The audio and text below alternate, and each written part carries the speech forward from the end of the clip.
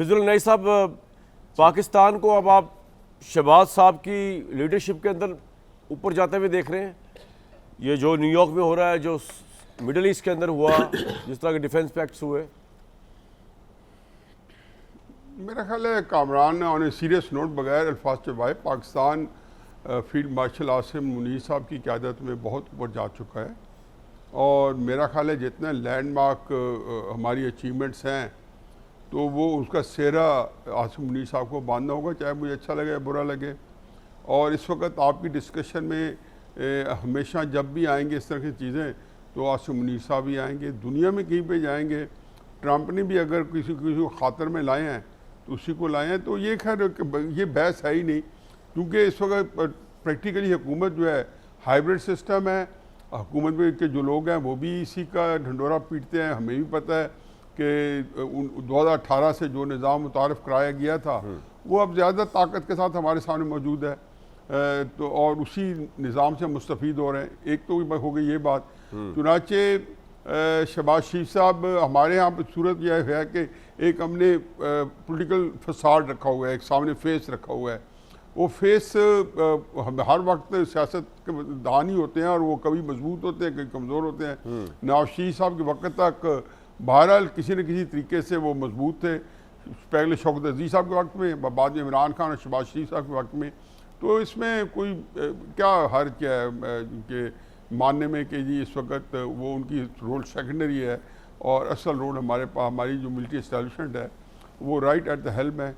और पूरे पाकिस्तान को उनका ख्याल भी यही है और बात भी सही है, उन्होंने ही इस चीज़ों को सॉर्ट आउट करना है। अचीवमेंट्स उनकी बहुत ज़्यादा है। इस वक्त पाकिस्तान ने इंडिया से जीतने के बाद जो सऊदी अरब के साथ माहिदा किया है, ये मामूली माहिदा नहीं है, बहुत बड़ा गैर मामूली माहिदा है। इसका इम्पेक्ट क्या पड़ेगा? इस वक्त बड़ा कन्फ्यूजन है। मेरा अपना ख्याल ये है कि जो लोग इस वक्त हम तो पेरिफेरी पे बैठे हैं ना, जो लोग राइट एट द हेल्म है वो भी नहीं बता सकते कि मसलन आज ट्रंप से जितने इस्लामी ममालिक के सरबराह मिले हैं उनके कल कह लें हमारी आज कह लें, वट एवर जो है उनकी जो है आज कह लें हमारी कल कह लें, तो उसके अंदर जितने मिले हैं हकीकत ये है कि किसी को भी एंड रिजल्ट का नहीं पता, इसलिए अलामिया जारी नहीं हुआ। उर्दुगान का स्टेटमेंट है कि हम अलामिया पहले उनका आया स्टेटमेंट कि अलामिया हमें जारी करना होगा, फिर कहा जी करेंगे, अभी तक तो आया नहीं, जाएगा तो पता चल जाएगा। तो अभी तक इसका मतलब है वो चीज़ें वहाँ पे क्या हुआ है क्या नहीं, उसमें क्या तराश खराश होनी है, कुछ ना कुछ नोक पलक सवारी है जो अलामी आएगा। ये तो एक तरह का।